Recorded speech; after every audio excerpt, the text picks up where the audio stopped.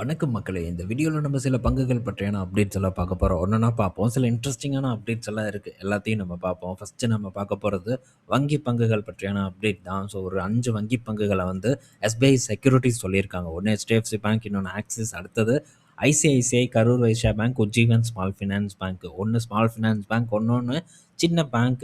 மற்ற 3ம் பார்க்கும்போது large cap வங்கி பங்குகளா வந்து இருக்கு. ஸோ இப்போ வங்கி பங்குகள் அப்படின்னு எடுத்துக்கிட்டாலே தவிர்க்க முடியாத ஒரு நிறுவனமா HDFC பேங்க் இருக்கு. அதுல எந்த சந்தேகமும் இல்ல. ஏன்னா, அவங்களுடைய பெர்ஃபார்மன்ஸ் அந்த லட்சணத்துல இருக்கு. பலருக்கும் பார்த்தீங்கன்னா, இந்த இடத்துல மிக்ஸ்டு வியூ தான் இருக்கு. பல செக்யூரிட்டீஸ் அண்ட் அனலிஸ்ட் எல்லாம் பார்க்கும்போது, இப்போ பெருசா வந்து HDFC பேங்க் ஒரு லிஸ்ட்ல இருந்தாலும் கூட, அந்த இடத்துல ஒரு புள்ளி வச்சு தான் வந்து ஸ்டார்ட் பண்றாங்க. மத்தபடி ஐசிஐசிஐ பேங்க்குக்கு நல்ல ரிவ்யூ இப்ப இருக்கக்கூடிய காலகட்டத்துல இருந்துட்டு இருக்கு. நம்ம லாஸ்ட் வீடியோல டிஸ்கஸ் பண்ணோம். ஸோ ஐசிஐசிஐ பேங்க் எப்படி HDFC பேங்க்க முந்தப்போது, அதில இருக்கக்கூடிய உண்மைத்தன்மை என்னங்கிறத பற்றி விவரமா நம்ம பார்த்துருந்தோம். ஸோ இப்போ பார்க்கும்போது இந்த எஸ்பிஐ செக்யூரிட்டீஸோட சன்னி அகர்வால் என்ன சொல்லியிருக்காருன்னா, ஸோ HDFC பேங்க் ஒரு நல்ல வேல்யூவேஷன்ல இருக்கு. ஆனா, ஸோ இந்த இடத்துல இன்னும் நமக்கு வெயிட்டிங் பீரியட் வந்து ரொம்ப அதிகமா இருக்கு அப்படிங்கிற மாரி மென்ஷன் பண்ணியிருக்காங்க.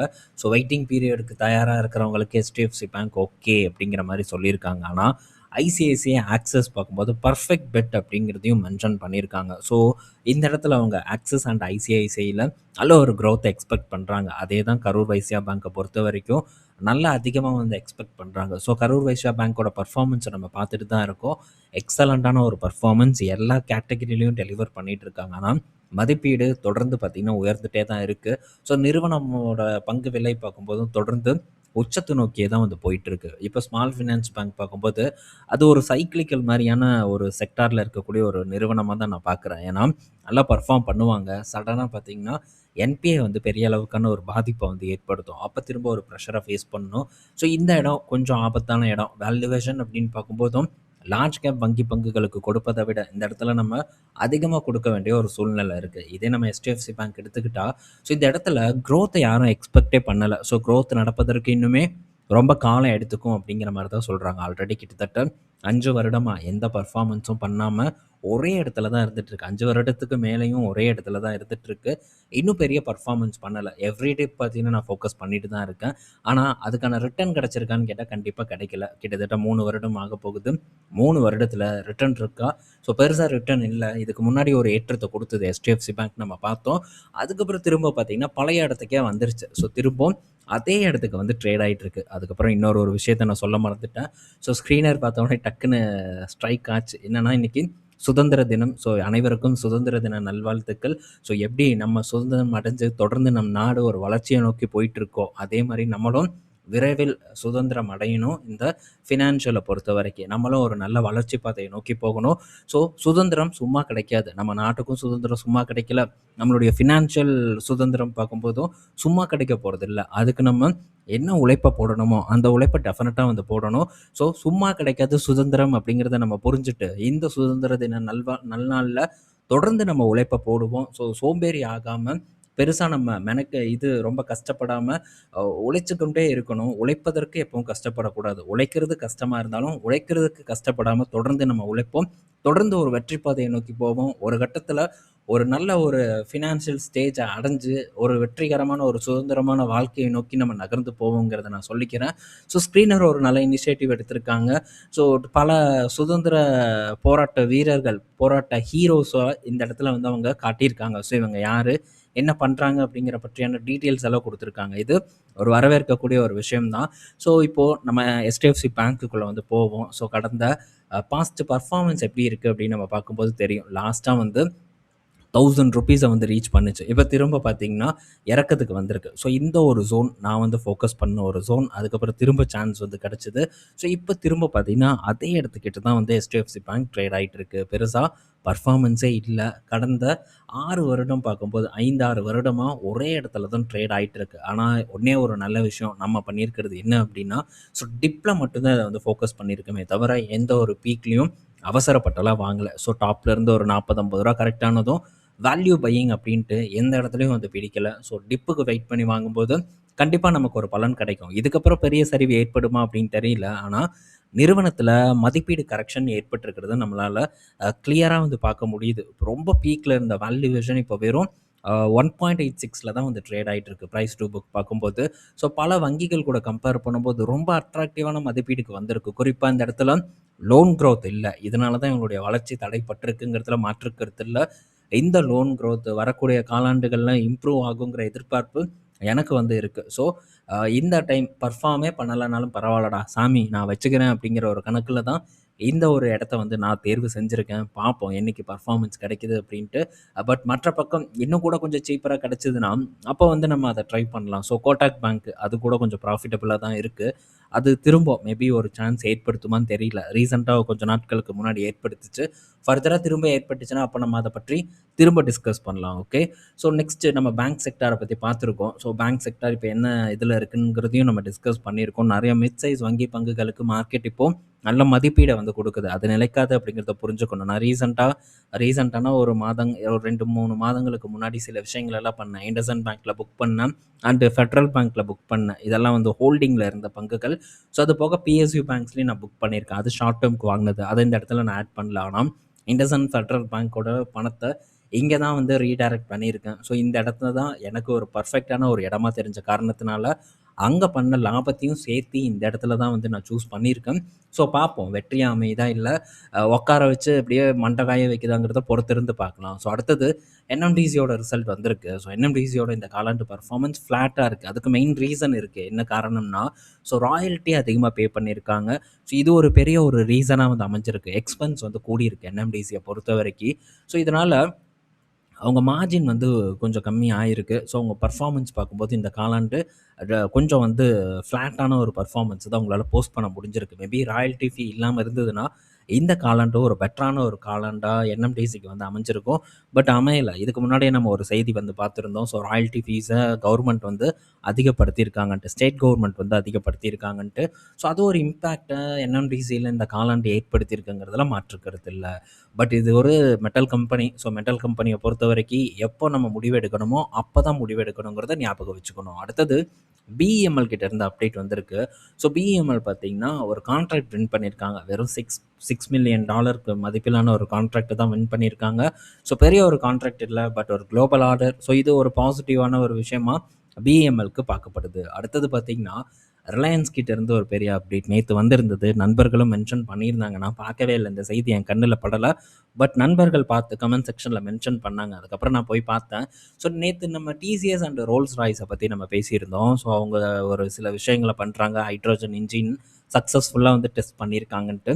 இப்போ பார்க்கும்போது ரிலையன்ஸ் வந்து ரோல்ஸ் ராய்ஸ் கூட பார்ட்னரா ஆகுறாங்க. எதுக்கு? ஸோ அவங்க இந்தியாவோட 5த் ஜெனரேஷன் ஃபைட்டர் ஜெட்டுக்கான என்ஜினை வந்து டெவலப் பண்ண போறதா ஒரு அப்டேட் வந்து குடுத்துருக்காங்க. ஸோ இது பெரிய ஒரு நல்ல விஷயமா பார்க்கப்படுது. இப்போ நம்ம HALல பார்க்கும்போது, ஒரு ஃப்ளைட்ட வந்து சப்ளை பண்றதுக்கான காலம் பார்த்தீங்கன்னா, டிலே ஆகுது. என்ன ரீசன் அப்படின்னு பார்த்தா, என்ஜின் வந்து நம்ம நாட்டுக்கு சரியா கிடைக்க மாட்டேங்குது. ஸோ ஃபாரின் கம்பெனி தான்.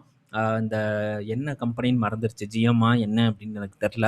ஸோ இந்த என்ஜினோட ப்ரொக்யூர்மென்ட் ரொம்ப டிலே ஆகுது. ஸோ இதன் காரணமா HAL வந்து கரெக்டான ஒரு டைமுக்கு டெலிவரி பண்ண முடியல. ஸோ இப்போ என்ஜின வந்து மேனுஃபேக்சர் பண்றதுக்கு பல நிறுவனங்கள் முன் வந்திருக்காங்க. அதுல ரிலையன்ஸ் ஒரு ஒரு முக்கியமான ஒரு இடத்த வந்து பிடிச்சிருக்காங்க. ஸோ இப்போ ரோல்ஸ் ராய்ஸ் கூட சேர்ந்து பண்ணக்கூடிய டெவலப்மெண்ட்னால ரிலையன்ஸ் அடுத்த கட்டத்துக்கு நோக்கி நகர்றாங்கங்கிறது நம்மளால இதன் மூலியமா ஈஸியா வந்து புரிஞ்சுக்க முடியுது.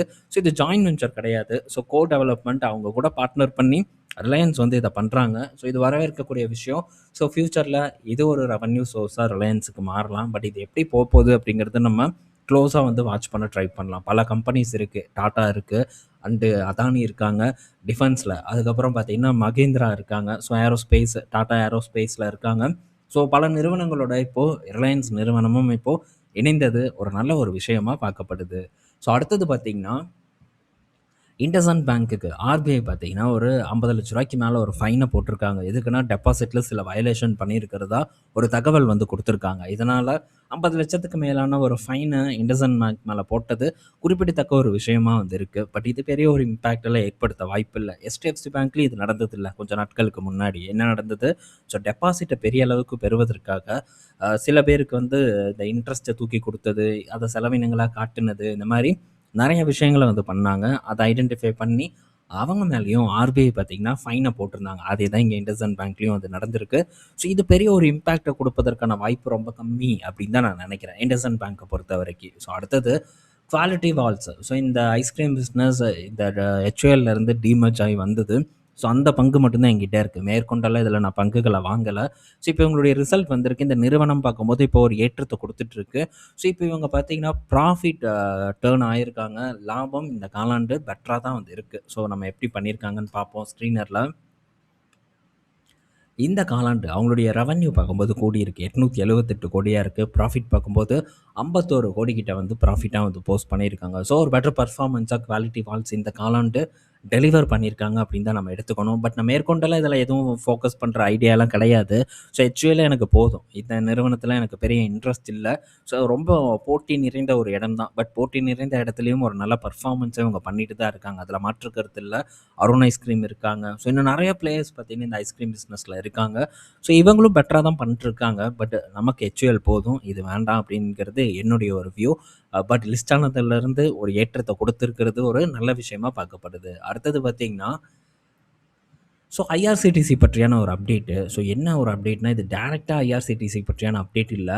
ஸ்ப்ரைட் பார்த்தீங்கன்னா, அதாவது கொக்கோ கோலா பார்க்கும்போது தேஜஸ் எக்ஸ்பிரஸை வந்து ஒரு அட்வர்டைஸ்மெண்ட் பண்ணுறதுக்காக எடுத்திருக்காங்க. 83 நாளைக்கு பார்த்தீங்கன்னா, ஸோ ஒரு அட்வர்டைஸ்மெண்ட் வந்து ட்ரெயினில் இந்த மாதிரி இருக்க போகுது அப்படின்னு வந்து சொல்லியிருக்காங்க. இது 81 லட்சமோ 93 லட்சமோ பார்த்தீங்கன்னா இதுக்கு பணம் வந்து அவங்க பே பண்ணணும். ஸோ இந்த தேஜஸ் எக்ஸ்பிரஸ் ஆப்ரேட் பண்ணுறது ஐஆர்சிடிசி தான். ஐஆர்சிடிசி சில ட்ரெயின்ஸை வந்து அவங்க ஆப்ரேட் பண்ணிட்டு இருக்காங்க. டூரிசம் அண்ட் கார்ப்பரேட் பிஸ்னஸ்க்காக அதை ஐஆர்சிடிசி பண்ணிட்டு இருக்காங்க. ஸோ இந்த ஒரு செக்மெண்ட் பார்த்தீங்கன்னா, நம்ம இதுக்கு முன்னாடி டிஸ்கஸ் பண்ணியிருக்கோம்ல, டூரிசம் பிஸ்னஸ் அந்த கேட்டகரிக்கு கீழே தான் இது வரப்போகுது. ஸோ இந்த டூரிசம் பிஸ்னஸ் பார்க்கும்போது 3வது முக்கியமான ரெவன்யூ சோர்ஸாக ஐஆர்சிடிசிக்கு இருக்குது.